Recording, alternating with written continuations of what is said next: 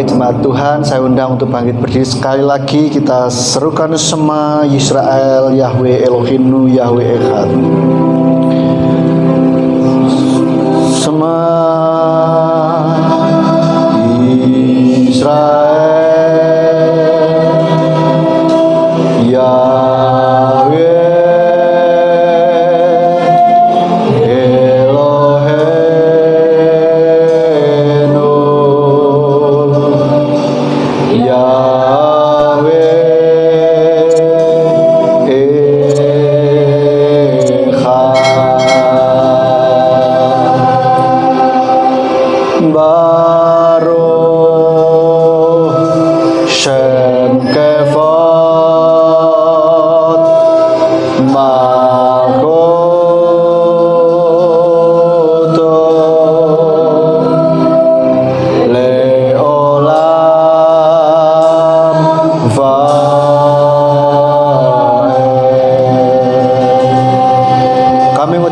Bapa Yahweh, buat pagi menjelang siang hari ini Engkau sudah kumpulkan kami di tempat ini untuk kami boleh memuji memuliakan nama-Mu.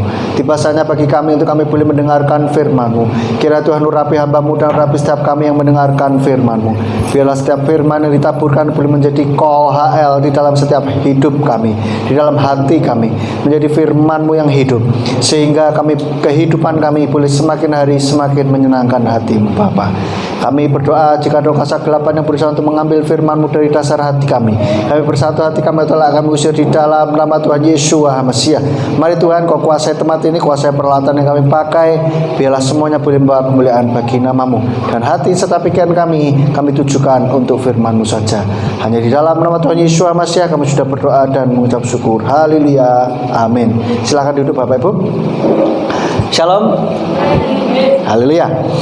Bapak Ibu Saudara, pada siang hari ini senang sekali kita bisa ketemu kembali untuk kita beribadah, memuji dan memuliakan nama Bapa Yahweh. Hari ini Bapak Ibu Saudara, siapa yang bersukacita? Amin. Semuanya bersukacita? Ada yang tidak bersukacita?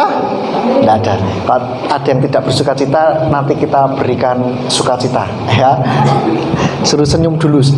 Nah, sekarang coba dong, kalau katanya bersukacita, kasih senyum dulu dong satu sama lain, kanan kiri depan belakang. Ya, kasih senyum yang paling manis gitu. Iya. Oke, Bapak Ibu Saudara, pada siang hari ini saya mau ajak kita semuanya untuk belajar kebenaran firman Tuhan yang saya beri judul Jangan Menyerah atau Never Give Up. Ya. Kita lebih dulu lihat ayatnya di dalam Ibrani pasal yang ke-10. Ibrani pasalnya yang ke-10, ayatnya yang ke-36 sampai 39. Sudah ketemu semua? Sudah ya?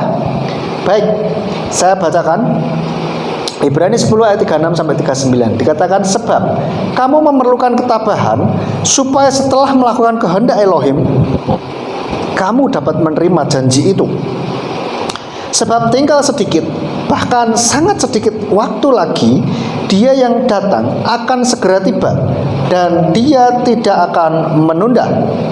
Tetapi orang benar akan hidup oleh iman, dan jika dia murtad, jiwaku tidak akan berkenan kepadanya.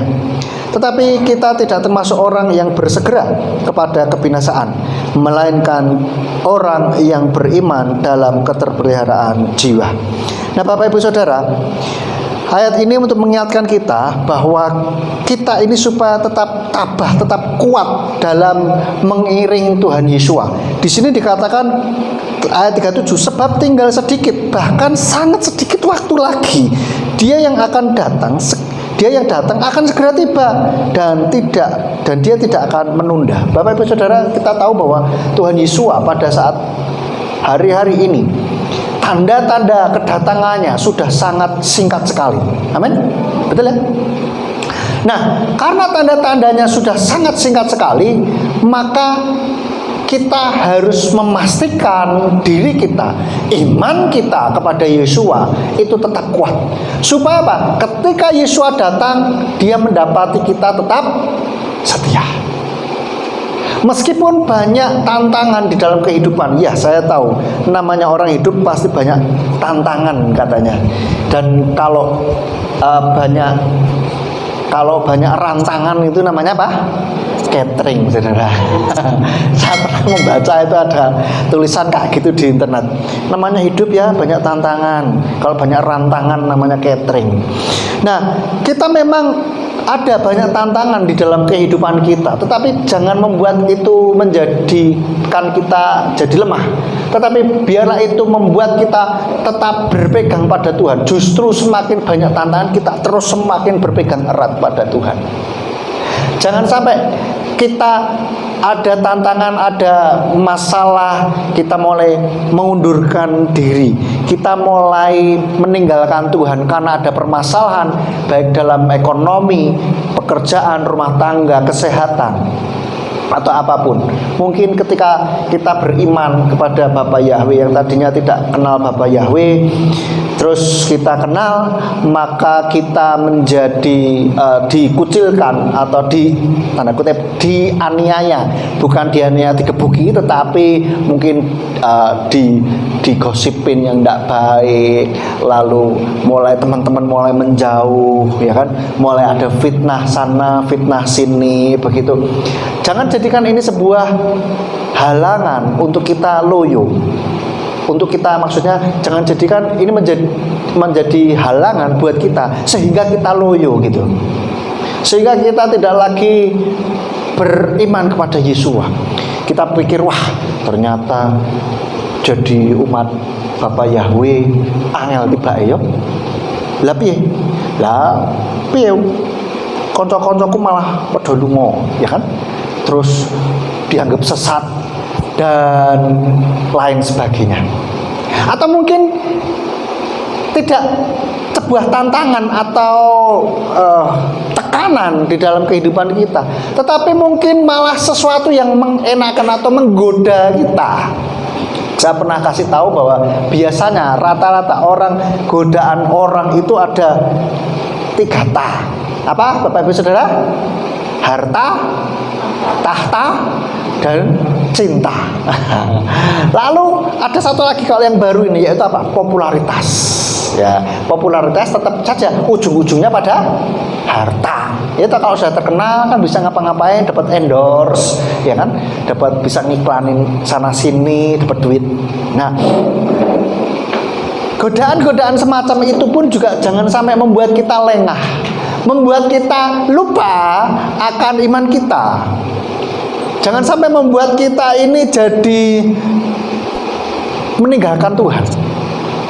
Kita ya wes pokoknya ke gereja saja, asal jadinya ke gereja itu. Lalu tidak sungguh-sungguh mencari Tuhan, tetapi ya pokoknya diabsen saja lah, timbangannya nanti dibesuk sama Pak Irawan. Sungkan aku. Atau mungkin ditanyain sama Buris, atau mungkin ditanya sama Pak Gembala, wah isin aku lah, datang saja. Apakah karena begitu? Kalau karena begitu, berarti ke gereja kita sia-sia. Kenapa? Karena saudara hanya untuk absen saja, tidak mempelajari apa yang firman Tuhan katakan, eman-eman gitu loh. Apalagi suasana kayak gini nih, mendung, gerimis, ya kan, tadi sempat hujan. Enaknya ngapain? Tidur di rumah, tarik selimut, waduh, nyaman, ya kan? Atau mungkin sambil leyeh-leyeh makan gorengan dan minum kopi. Waduh, enak tenang, ya toh. Nah, tapi kita saat ini berkorban waktu dan tenaga kita datang ke gereja, jangan sia-siakan. Ya, kita betul-betul datang ke gereja bukan untuk supaya tidak diabsenin, supaya ben wasis-wasis. Oh, dari wong Kristen mau seorang gereja nek minggu kan lucu. Bukan untuk itu, tapi kita betul-betul karena mencari Tuhan. Saatnya ibadah, kita beribadah, memuji Tuhan, puji Dia dengan sungguh-sungguh. Saat dengarkan firman, siapkan hati untuk ditegur, untuk dikuatkan, untuk kita menerima sesuatu yang baru dari Tuhan. Amin. Sehingga kita siap, kehidupan kita semakin hari semakin berkenan di hadapan Tuhan. Semakin hari kita semakin menjadi orang yang dewasa dan iman kita menjadi iman yang kuat. Nah, pertanyaannya, bagaimana supaya iman kita ini menjadi kuat? Bagaimana supaya kita bisa terus berjuang dan tidak pernah menyerah? Karena yang orang biasanya bikin menyerah itu adalah karena ada banyak pergumulan biasanya, toh. Pergumulan apa? Pergumulan ekonomi, kesehatan, rumah tangga, jodoh mungkin, atau ada banyak hal yang lain yang membuat orang itu meninggalkan Tuhan, mutung istilah ya, atau mungkin tidak tergoda ataupun tidak ingin tidak ada godaan yang di luar, tetapi dari pada saat kita berkomunitas begini, gesekan satu sama lain, terus akhirnya kita wes lah perasaan gereja lah. Nah, apakah begitu? Seringkali saya perhatikan orang-orang Kristen, tidak di gereja ini saja, tetapi di semua gereja. Saya perhatikan yang repot itu adalah apa? Kalau sudah ada gesekan dengan sesama, mau ada salah paham, tersinggung dan sebagainya, salah paham, gesekan gitu kan. Lalu akhirnya itu ya yang membuat ya wis lah orang ning gereja mana, terus ada yang malas ke gereja, dan yang lebih parah malah sudah tidak kemana-mana. Kalau masih pindah gereja masih rada lumayan, ke gereja yang sama-sama penyembah Yahweh masih lumayan. Tapi kalau pindah ke gereja atau pindah ke tempat ibadah lain, wah ini yang patut dipertanyakan, bagaimana imannya kepada Tuhan selama ini. Mari kita jadi orang-orang yang dewasa secara rohani. Amin. Iman kita tidak mudah digoyahkan maupun tidak mudah dipatahkan oleh kesulitan-kesulitan di dalam kehidupan kita. Nah, pertanyaannya, gimana supaya kita bisa terus berjuang dan tidak menyerah? Yang pertama, yaitu ingat janji Tuhan. Kita lihat di dalam ayatnya yang ke-36 tadi. Sebab kamu memerlukan ketabahan supaya setelah melakukan kehendak Elohim, kamu dapat menerima janji itu. Kita tetap beriman kepada Yesua, berjuang mempertahankan iman kita supaya apa? Pahala yang sudah dijanjikan kepada kita itu bisa kita terima. Tetapi ini masih level pemula gitu. Karena apa? Kita percaya Tuhan, cinta Tuhan karena pengen dapat berkatnya, pengen dapat janjinya. Nah, ini masih kurang gitu. Karena apa? Kayak anak-anak diiming-iming, mau supaya nurut, iming-iming apa? Kasih permen lah, kasih kue lah, kasih apalah gitu kan. Nah, itu sama saja kalau kita datang ke gereja rajin, kita betul-betul aktif di gereja mungkin hanya karena kita pengen diberkati. Itu podo wae kayak kita anak-anak kecil gitu. Kita jadi anak kecil pengen permennya, maka kita nurut saja gitu loh. Nah, ini kadarnya, kualitasnya masih kurang. Meskipun sudah baik, taat ya, meskipun karena ada maunya, tetapi kurang. Nah, seharusnya bagaimana kita betul-betul taat kepada Tuhan karena kita mencintai Tuhan. Amin. Nah, sekarang kita cek diri kita, apakah kita selama ini ke gereja karena pengen berkatnya, ataukah yang lebih parah karena takut masuk neraka? Ya, tidak mau masuk neraka terus akhirnya udahlah cinta Tuhan. Jadi kayak anak kecil, daripada aku diomelin, ya sudahlah nurut saja, takut pada hukuman. Nah, seharusnya iman kita, motivasi dalam hati kita lebih dari itu. Bukan karena kita takut masuk neraka. Yes, kita semua nggak mau masuk neraka, betul? Tetapi kita beriman kepada Yesua, kita berpegang pada Yesua bukan karena kita takut masuk neraka, tetapi karena kita mencintai Tuhan Yesus. Amin. Itulah yang seharusnya kita pegang di dalam hati kita. Sehingga ketika kita mengalami permasalahan, mengalami ada godaan, kita akan tetap berpegang karena kita cinta pada Tuhan, gitu loh. Amin. Kalau karena kita dorongannya karena pengen dapat reward, dapat hadiah, dapat masuk surga, atau takut pada neraka, masuk neraka, maka ketika ada sesuatu iming-iming yang lain itu bisa menggoyahkan kita, atau kita membuat tekanan pada kita ini kayak wah, kita mulai berpikir ulang, benarkah ada surga dan neraka, itu loh, akhirnya makan goyang. Tetapi kalau kita langsung pribadi kepada Tuhan Yesus, iman kita letakkan pada cinta kita kepada Yesus, kepada Tuhannya, maka kita tidak akan lagi memikirkan hal-hal yang di luar itu, baik surga, neraka atau apa. Kalau kita cinta, kita lakukan, maka otomatis kita masuk surga dan terhindar dari neraka. Amin. Betul lah? Betul lah. Kalau kita hanya sekedar takut neraka dan pengen masuk surga, maka kita bisa saja hati kita tidak ada relasi dengan Tuhan, legalistik saja seperti ahli Taurat dan orang Farisi, melakukan hanya kulit luar saja tanpa maknai, tanpa ada hubungan dengan Sang Pencipta. Nah, kita mengiring Tuhan itu adalah masalah hubungan dengan Tuhan, bukan seberapa kita aktif di gereja, bukan seberapa kita rajin ke gereja, tetapi seberapa kita menjalin hubungan dengan Tuhan. Kalau hubungan kita dengan Tuhan baik, otomatis rajin ke gereja, aktif di gereja, betul lah? Iya, otomatis itu. Nah, kita diciptakan Tuhan juga dengan sebuah tujuan. Di dalam Efesus 2 ayatnya yang ke-10, Efesus 2 ayatnya yang ke-10, kita lihat Efesus 2 ayatnya yang ke-10. Sebab kita adalah hasil karyanya yang telah diciptakan dalam Masiah Yeshua untuk perbuatan-perbuatan baik yang telah Elohim persiapkan sebelumnya, supaya kita dapat berjalan di dalamnya. Artinya kita ini sudah diciptakan Tuhan supaya rencana Tuhan di dalam kehidupan kita ini boleh digenapi. Tuhan sudah punya rencana, dan biarlah kita tetap berjuang. Ilustrasi berikut ini di video yang tarik tambang, Mas.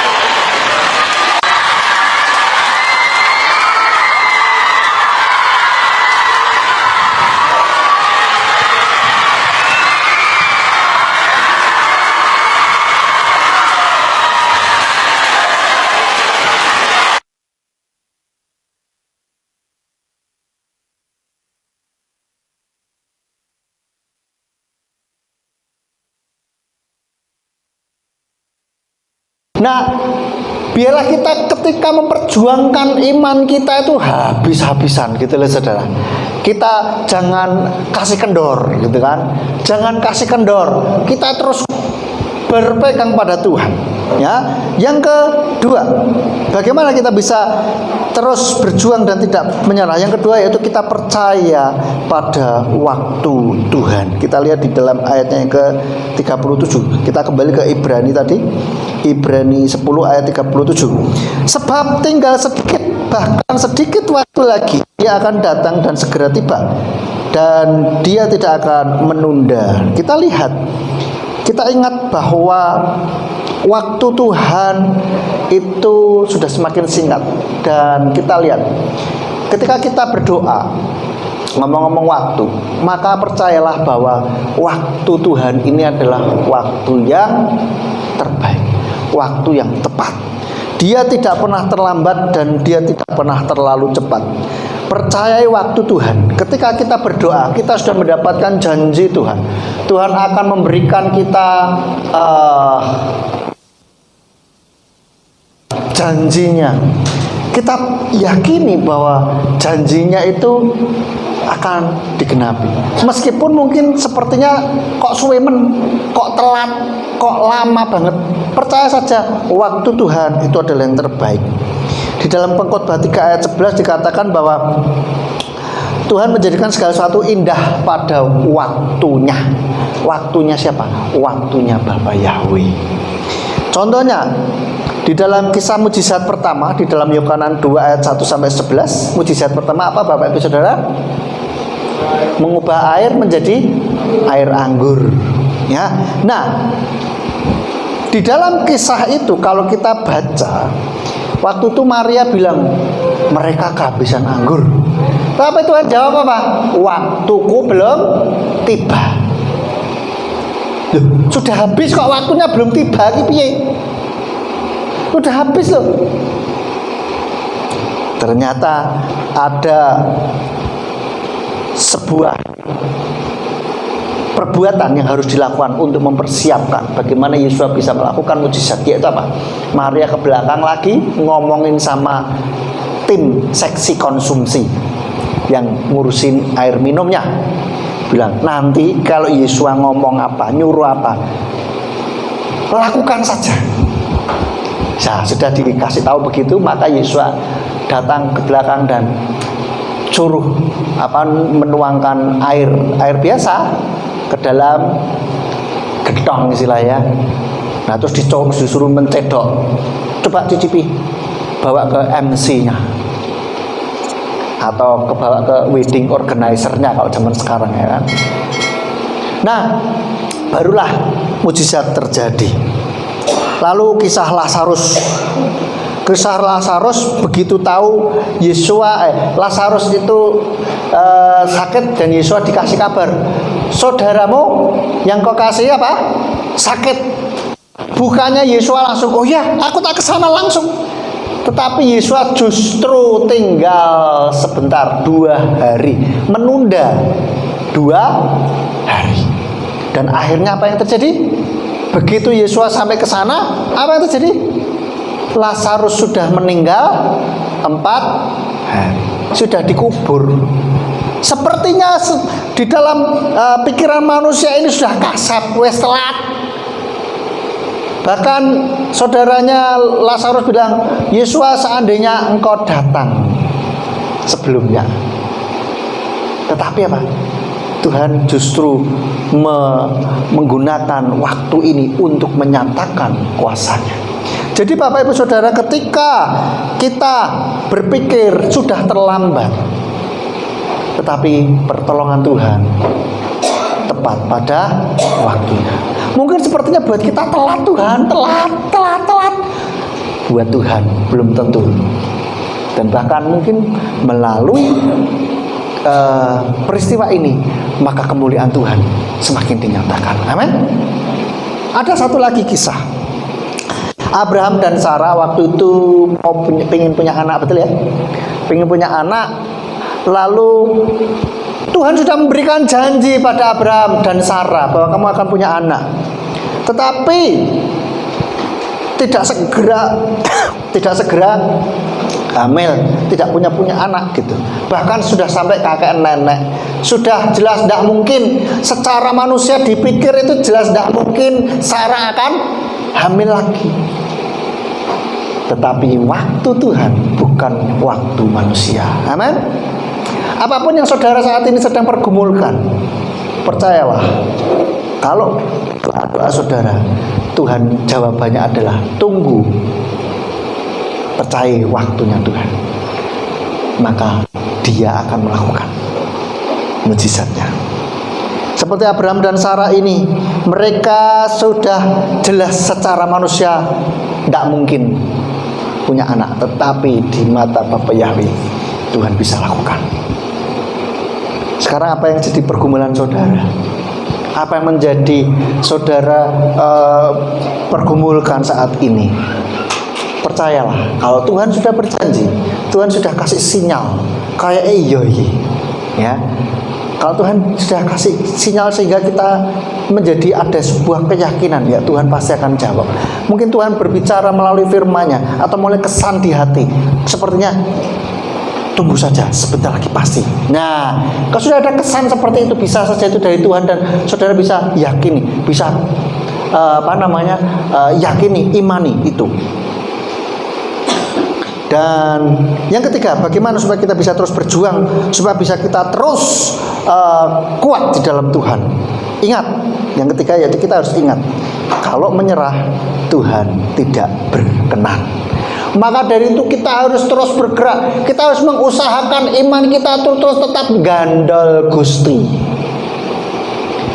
Kita buat diri kita untuk terus menggandol Gusti. Jangan dilepas ya, jangan dilepas.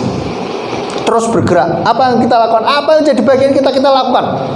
Pelajari firman-Nya, kita jalin hubungan dengan Tuhan. Kita apapun yang bisa kita lakukan untuk kita bisa terus iman kita tetap kuat di dalam Tuhan. Kita bisa lihat dari sini apa?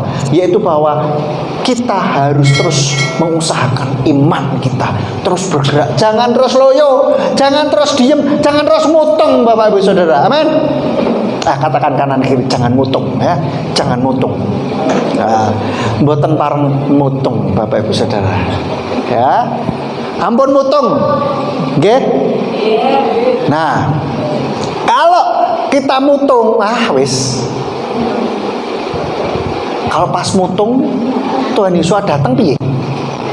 Atau bahkan mungkin aku urip sengsorong ini capek aku Mas, sudahlah aku tak mati weh. Habis itu saudara mati, masuk kemana? Masuk neraka. Ayo, piye?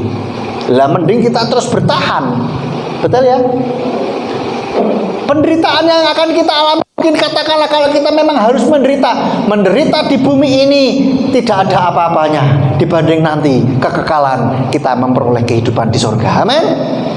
Daripada kita sudah menderita di sini, mati ini bunuh diri, orang Jawa bilang apa? Ngendat. Terus apa? Mas begitu melek mata mak biak, api semuanya. Wah, selama-lamanya. Oh, ini bisa ini. Wah, silahkan. Ini saudara lihat. Ini kadalnya ya. Ini tolah-tolah, ini ularnya nih di mana-mana. Nah, sudah mulai mengintai. Nah, lihat. Mulai mendekat itu. Apa yang dilakukan? Dia harus lari, kalau diem saja mati. Ya, lihat nih. Mau ancang-ancang. Ayo, tidak cuma satu, itu banyak loh. Habis ini lihat.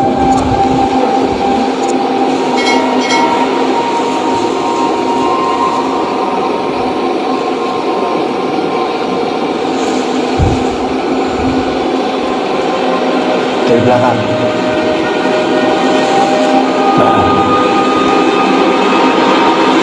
Lari dia. Terus, banyak kan tuh.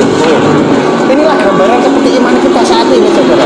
Banyak yang mengintai, dia berusaha untuk menjatuhkan kita, menangkap kita. Lihat.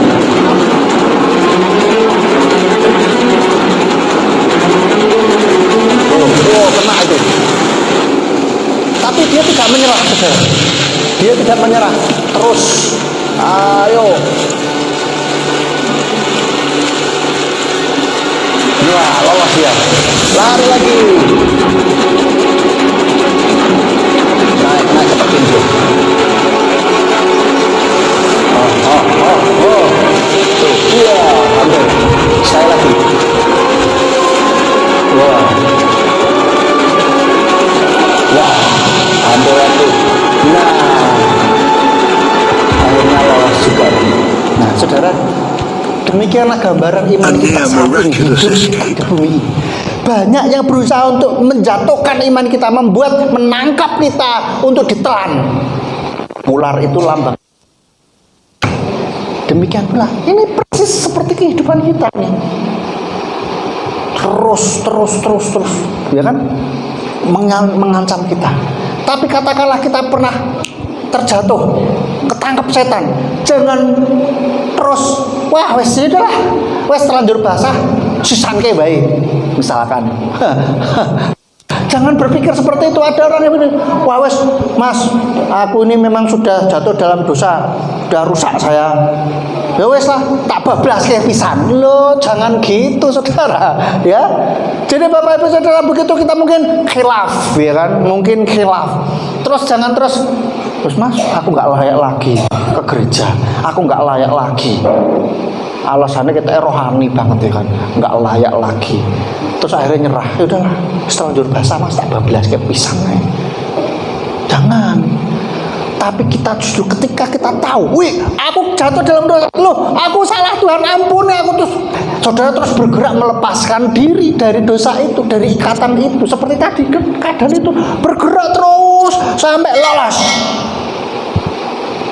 Gitulah, ya. Terus bergerak. Lalu selanjutnya, yang keempat, saling menguatkan, saudara. Oleh karena itu, jangan pernah mundur dari komunitas, dari MK, dari ibadah, begitu. Jangan terus, wah, wes nggak ke gereja. Terus alasannya, saya tak berdiam diri dulu. Wah, rohani sekali. Tetapi apa? Sebenarnya bukan berdiam diri, tapi apa? Mutung. Udahlah, aku nggak mau ngomong lagi tentang gereja lah, aku nggak mau ngomong lagi tentang pelayanan, mau gak. Akhirnya apa? Saudara menyendiri, tidak pernah dengar firman, tidak pernah baca kitab suci, tidak pernah ada yang menguatkan. Maka yang terjadi apa? Saudara seperti api unggun, kayunya itu diambil satu, lepas dari api unggunnya. Apa yang terjadi? Mati. Tidak ada yang menguatkan soalnya. Dan ini menjadi sasaran empuk setan untuk melumat umat-umat Tuhan yang menyendiri, nggak berkomunitas. Maka dari itu jangan jangan meninggalkan pertemuan-pertemuan ibadah kita, maupun MK, maupun mungkin di besok dolan ya, atau di besok jangan terus wah enggak lah, aku enggak mau, terus alasannya ono ya. Jangan seperti itu. Bila kita bisa saling menguatkan. Kenapa? Komunitas itu bisa menguatkan kita yang tadinya kita lemah, kita bisa dikuatkan. Kenapa? Kalau kita semakin menyendiri, keadaan kita semakin parah. Tolong jangan dibuktikan. Ya, jangan dibuktikan. Saya pernah ketemu sama orang begini, saudara. Ya, masih muda sih memang. Jadi, wah, ayo alasan ono. Semakin menjadi semakin aneh, pikirannya aneh, saudara. Jadinya, saudara coba perhatikan orang-orang yang tidak bersosialisasi, orang-orang yang tidak punya teman, yang menarik diri dari lingkungan, pikirannya mesti aneh, saudara. Mesti. Makanya, biar nggak pikirannya aneh, jangan menyendiri. Nah, beberapa hari ini saya membaca berita di Jakarta itu ada orang sekeluarga meninggal. Tahu-tahu sudah kering di dalam dan banyak sampah di dalam. Aduh, ngeri deh pokoknya. Ternyata beberapa waktu belakangan ini mereka menyendiri. dengan lingkungan. Tidak ada orang yang tahu ngapain aja, makanya semakin menyendiri pikirannya aneh, semakin aneh gitu loh. Karena pemikirannya muter mubeng karpe dewe, dan akhirnya bingung karpe dewe, dan akhirnya jadi anak sudahlah, anak nggak usah dibuktikan lah, pokoknya banyak buktinya sudah. Saudara jangan jadi bukti selanjutnya. Tapi biar kita tetap bersekutu, amin. Karena kita ada saudara-saudara seiman yang menguatkan kita seperti ini. Saudara-saudara seiman yang menguatkan. Yang terakhir mas, yang anak Jepang itu. Nah ini loh kekuatan dari komunitas. Nah ini yang perlu kita teladani, yang perlu kita tiru. Maka jangan pernah meninggalkan komunitas. Selanjutnya, bisa mas. Nah ini saudara, lihat nih, ini anak kecil ya, lah ini mau lari nih. Siap. Nah dia hop, terlalu tinggi buat dia. Ini gambaran kita. Mungkin kita sedang mengalami permasalahan berat, pergumulan. Jangan menyerah, teruslah mencoba. Ya, enggak bisa, gagal, enggak boleh gitu. Nah itu menek tiba ini, bukan mau lompat tapi menek, saudara. Gurunya kasih semangat, kamu bisa. Saudara kalau lihat ini nangis ini saudara.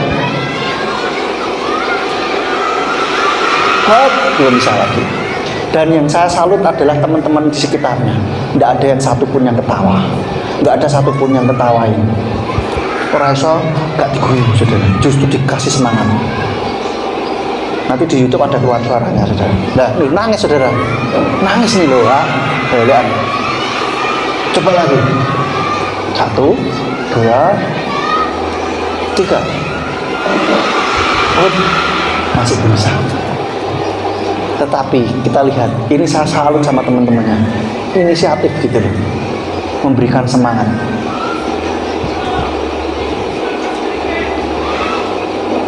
Nih, lihat teman-temannya langsung berdiri semua. Kak, nggak ada yang komando, nggak ada yang nyuruh kayaknya. Ini saya pertama kali lihat ini terharu ya, saudara. Mau ikutan nangis, saudara. Terharu. Lihat nih anak-anak itu.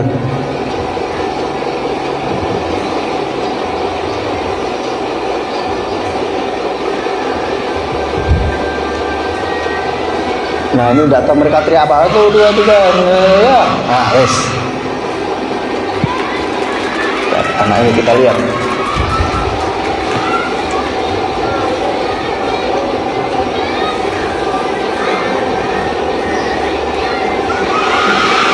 Wah, ayo dia bisa. Nah gitu loh saudara. Ini kekuatan dari komunitas yang memberikan kekuatan, memberikan penguatan. Mungkin sekedar kata-kata saja, tetapi itu ngefek buat orang yang sedang mengalami pergumulan. Amin. Saya pernah saudara mengalami pergumulan. Kayaknya saya tuh biasa dengar orang tetap semangat ya, kamu pasti bisa. Buat saya itu kayaknya biasa, tetapi ketika saya mengalami pergumulan, orang bilang tetap semangat ya, kamu pasti. Itu rasanya lain saudara, lain rasanya. Bener-bener maces gitu di hati. Maka kadang-kala kalau kita memberikan kekuatannya kayaknya cuma gitu aja, tapi bisa jadi itu ngefek buat orang yang kita berikan kekuatan. Jadi misalkan semangat ya, kamu pasti bisa, kamu pasti bisa. Nah itu buat kita kayaknya biasa, tapi belum tentu buat orang itu. Ya, jadi ucapkan kata-kata yang menguatkan. Inilah kekuatan dari komunitas. Kalau kita bisa ini di komunitas itu menguatkan kita. Yang kelima, minta kekuatan dari Tuhan. Di dalam Yeremia 17 ayat 7-8 dikatakan bahwa terkutuklah orang yang mengandalkan manusia, mengandalkan kekuatan sendiri, tapi diberkatilah orang yang mengandalkan Tuhan. Ia akan kita lihat saja di dalam Yeremia 17. Yeremia 17 ayat 7 sampai yang ke-8. Diberkatilah orang yang mengandalkan Yahweh dan menaruh percaya kepada Yahweh, sebab dia akan seperti pohon yang ditanam di dekat air, yang merambatkan akar-akarnya ke tepi aliran air, dan tidak akan takut ketika panas datang, dan daun-daunnya tetap hijau, yang tidak khawatir pada masa kekeringan, dan yang tidak akan berhenti menghasilkan buah. Jadi kita andalkan Tuhan, minta kekuatan selalu dari Tuhan. Dan jangan menyerah dalam kehidupan, dalam kita mengiring Tuhan Yesus. Jangan menyerah saat ada dalam keadaan terjepit atau dalam keadaan kesesakan. Dan jangan pernah tinggalkan Tuhan, baik karena godaan maupun karena tekanan di dalam hidup kita. Dan jangan pernah ragukan janji Tuhan. Jangan pernah bingung hanya karena orang bilang gini, loh, jadi Bapak Yahweh ini Tuhan yang benar. Oh iya, lah kok uripmu ngono-ngono wae, kok kowe rak sugih-sugih, misalkan ada yang bilang. Jangan terus bingung. Iya yo, Tuhan ki jane peduli nggak sih? Jangan bilang begitu, saudara. Jangan berpikir begitu. Kenapa? Kita ada dalam pemeliharaan, itu pun bukti bahwa Bapak Yahweh itu baik. Amin. Hidup kita nggak kekurangan, kita masih bisa makan, kita bisa pakai baju bagus, itu merupakan berkat tersendiri dari Tuhan. Berkat tersendiri dari Tuhan. Dan jangan diukur hanya dengan materi, dan jangan diukur berkat Tuhan, kasih Tuhan itu karena ada materi. Pernah lu ada orang yang tanya sama saya, kok gimana ya, teman saya bilang kok katanya jadi Bapak Yahweh baik, lah kok kamu ngono-ngono wae, kerjamu ngono-ngono wae katanya, kok gak naik-naik pangkat, bahkan gajimu dipotong. Karena bukan karena kesalahan, tapi karena perusahaannya memang masa sulit dan akhirnya dipotong gajinya semua karyawan. Lah gajimu malah dipotong. Jadi Bapak Yahweh baik, jadi Tuhanmu bener. Lah kok kamu malah mengalami ini? Ya, saudara. Terus bingung, saudara. Jangan sampai hal yang sama membuat kita bingung. Tetapi apa? Kita percaya kepada Tuhan. Loh, terus kenapa kok hidup saya begini? Nah, itu lain masalah. Bagaimana kita bisa selidiki kenapa bisa begitu. Mau lepas dari itu ya kita harus berusaha lebih lagi. Mungkin cari sampingan atau apa dan lain-lain. Ya, kalau kita mau mendapatkan berkat yang lebih secara materi, kita harus melakukan hal yang lain yang lebih. Jangan pasrah begitu saja. Dan ada banyak hal. Yang jelas Tuhan itu baik. Amin. Katakan kanan kiri, Tuhan itu baik. Tuhan itu baik. Apapun yang terjadi, Tuhan itu baik. Jadi tetap kuat di dalam Tuhan. Jangan pernah tinggalkan Tuhan apapun yang terjadi, baik kesulitan, tantangan hidup, tekanan dalam hidup. Biar kita, iman kita tetap berakar kepada Tuhan Yesus. Karena Tuhan Yesus adalah Tuhan yang benar. Sudah, iman kita ini sudah benar, saudara. Tidak perlu diragukan lagi. Tidak perlu diragukan lagi. Sudah wes bener lah. Ya, kalau kita ada yang meragukan, berarti ada sesuatu yang salah dari kita. Sama sekali kita baca firman Tuhan. Baca firman Tuhan. Firman Tuhan ini kita baca ini sudah benar. Kalau ada sesuatu, loh kok salah kayaknya ini, berarti kitanya yang salah, saudara. Kok ngono mas? Loh memang gitu, saudara. Bisa saja kitanya yang belum nyanda pikirannya, nggak paham maksud Tuhan, kan begitu. Maka ketika kita baca kok ngene ya, salah iki. Loh bukan gitu, berarti kitanya yang salah, saudara. Maka kita harus mulai terus belajar kebenaran firman Tuhan supaya tidak mudah diombang-ambingkan oleh angin pengajaran maupun oleh tekanan maupun oleh godaan harta, tahta, dan cinta.